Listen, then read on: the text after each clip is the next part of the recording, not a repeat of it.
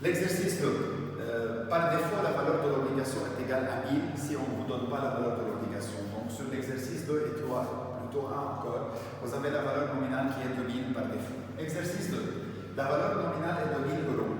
Le coupon intérêt est de 7%.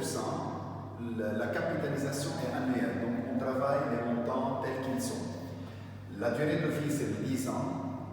Le taux actuel du marché est de 9,5. On vous demande de calculer la valeur. Avant de commencer, je possède une obligation à raison de 7%.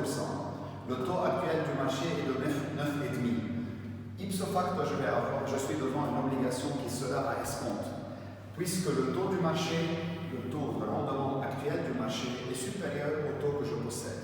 On calcule. Donc I est supérieur au CI, donc l'obligation serait à escompte. Qu'est-ce que ça veut dire serait à escompte? La valeur obtenue va être inférieure à sa valeur nominale. On va le prouver par le calcul.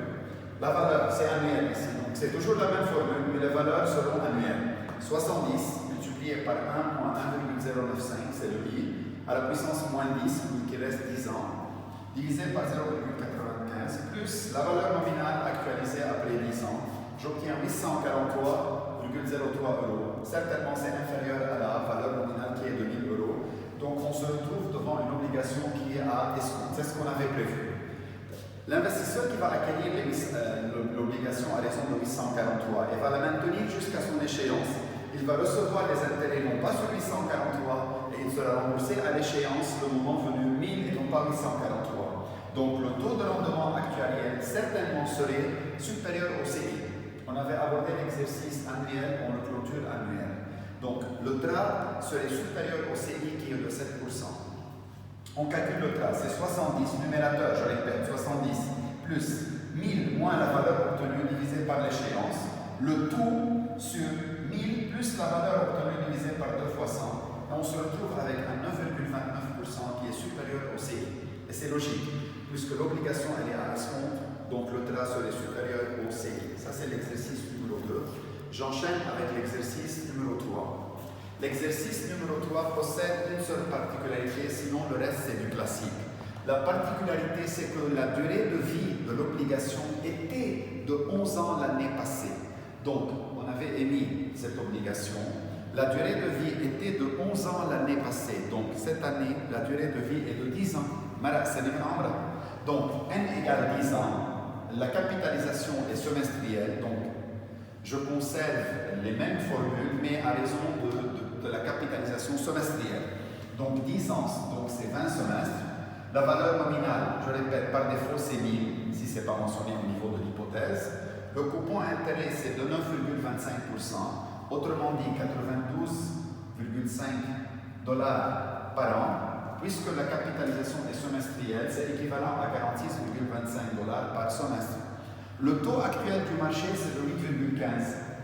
Avant de terminer le travail, le calcul, je compare. Le coupon que je possède est de 9,25.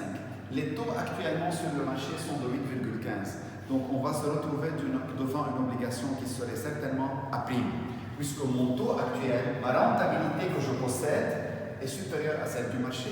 Donc, je ne suis pas obligé de la céder à un prix inférieur à sa valeur nominale. On va faire le calcul. Donc, comme je viens de dire, le CI est supérieur à petit i au taux du marché. Donc, on va être devant une obligation qui est à prime. C'est-à-dire la valeur de l'obligation serait supérieure à sa valeur nominale. On va le prouver par le calcul. Mais le calcul se fait à base du semestre ici. Le seul truc, je répète, c'est que c'est N égale 10 ans et non pas 11. L'année passée, c'était 11, cette année, c'est 10. Donc, la valeur de l'obligation serait égale 46,25 $ par 1 moins 1,04075. C'est quoi de 0,4075? C'est 8,15 divisé par 2. Donc, puisque c'est capitalisation semestrielle, à la puissance moins 20 semestres, sur 0,04075, ça c'est petit i, plus la valeur nominale actualisée après 20 semestres. On obtient 1074, effectivement supérieur à 1000. Donc, on avait prévu que l'obligation serait à prime. Pour calculer le TRA maintenant, on se retrouve devant une obligation à prime. Qu'est-ce que ça veut dire une obligation à prime? C'est que la valeur d'acquisition est supérieure à sa valeur nominale. Et alors, si l'investisseur va acquérir l'obligation à 1074 et la maintenir jusqu'à son échéance, il sera payé le coupon intérêt à base de 1000 et non pas de 1074 et il sera remboursé à la fin de l'échéance 1000 et non pas 1074. Donc le taux de rendement actuariel serait certainement inférieur au CI. Le CI semestriel, au lieu de 9,25, serait de 4,62, 4,625. Donc on sera devant un TRA inférieur au CI. Calcul du TRA. TRA, également, puisqu'on travaille l'exercice semestriel, on le clôture semestriellement.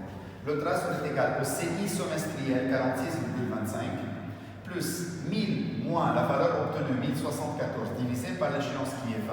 Le tout, c'est le numérateur, donc CI plus cette équation, divisé par la valeur nominale plus la valeur obtenue, donc 2074,25 divisé par 2, multiplié par 100. On se retrouve devant un TRA de 4,10% qui est inférieur à 4,62 et c'est vrai ça. D'accord?